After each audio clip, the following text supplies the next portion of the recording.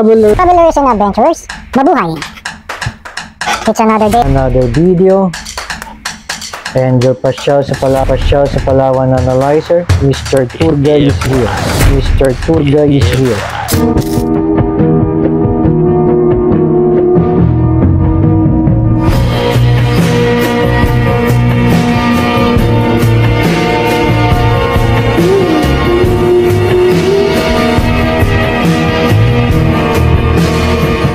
Adventurous travelers, are you tired of the beaches and noisy tours? And do you feel like you never find a peaceful place to relax? Palawan often crowded with tourists, making it hard to enjoy the natural beauty, the noise, the crowds, and the lack of turn a dream vacation into a stressful experience. And when it comes to catching a beautiful sunset, good luck for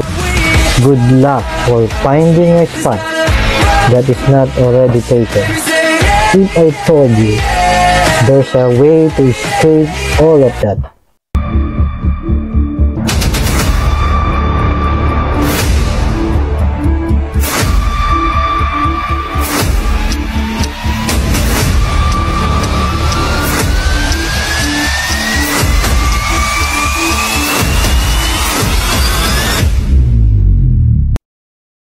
Travelers and adventurers, in this video is all about a trip to the west coast of Puerto Princesa, where the hidden beauty of Talaudong Beach, Nagtabon Beach, and the Nagtabon Sunset View Deck awaits.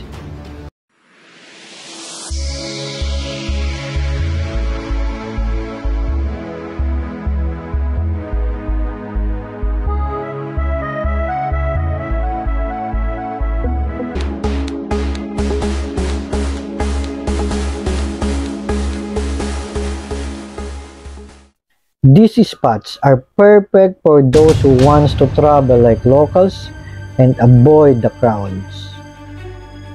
Adventurous travelers, imagine yourself driving through a lush landscapes and passing some charming villages. And as you approach the Talaudong Beach, the roads become narrow. And suddenly, the view opens up to reveal a pristine stretch of white and cream sands and blue waters.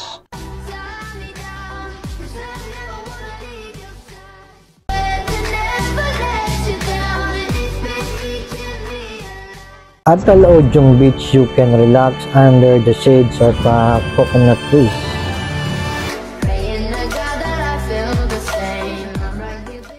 You can swim in the blue calm water. Patawarin mo rin ako kung di ko na kayang ibigay ang mga gusto mo. Minahal kita sa alam kong paraan, baka hindi mo lang naramdaman. Or you take a peaceful walk along the shore.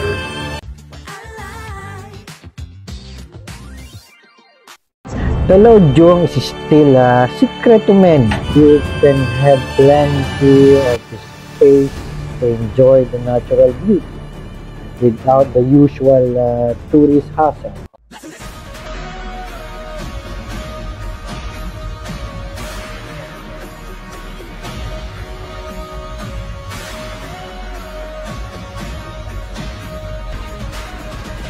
You can pack a picnic lunch and enjoy a meal with the sound of waves as your soundtrack. And just a short drive from Talaudong, the Nagtabon Beach is waiting.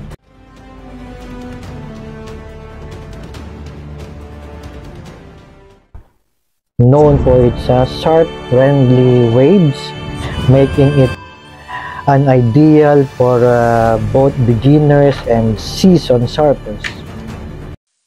I think I found crazy on the way. You can rent a surfboard and try to hit some waves. or you can just relax on the beach and watch the surfers do their thing.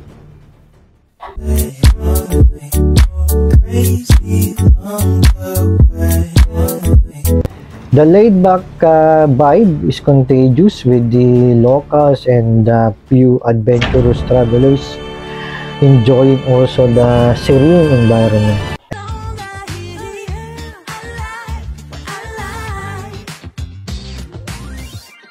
And as the days winds down, everyone, you can head to the Nagtabon Sunset View Deck for a breathtaking view of the sun setting over the horizon.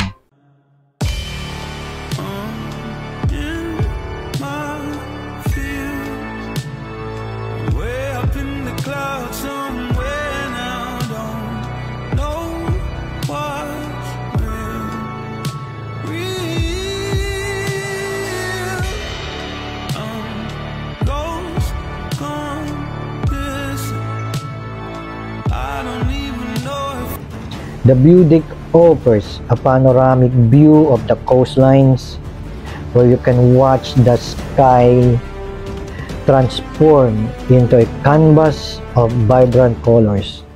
Remember to fly, hands up and touch the sky. It's a perfect spot to reflect on your day's adventure. Also grab a snack at the local shop and enjoy the sunset with the fellow sunset lovers. Chance if you want more, then here I am. Adventurous travelers, few travel tips heading to west coast of Puerto Princesa. You can rent a car or motorbike. Is one way to explore the west coast of Puerto Princesa at your own pace. You can also hire a van from the travel operators with the assistance of a knowledgeable guide. And visiting Talaudjong, Nagtabon, and the view deck during weekdays is the best time to avoid the weekend crowds.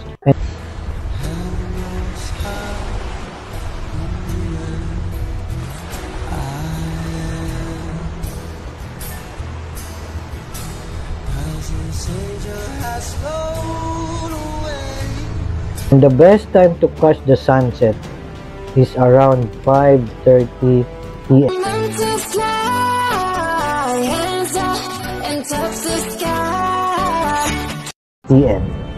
Please also don't forget to bring plenty of waters, bring your sunscreen and some snacks, because there are limited facilities at these beaches, so it's best to come prepared. You can also try some local delicacies from the roadside eateries.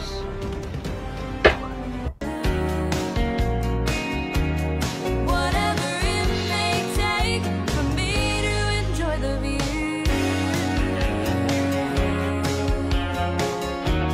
And adventurous travelers exploring the west coast of Puerto Princesa, you'll experience the true essence of Puerto Princesa's natural beauty, away from the usual tourist spots. Travel like locals and create unforgettable memories in this serene coastal paradise. Again, everyone, this is your Pasyal sa Palawan Analyzer, Mr. Tour Guide. Mabuhay and thank you.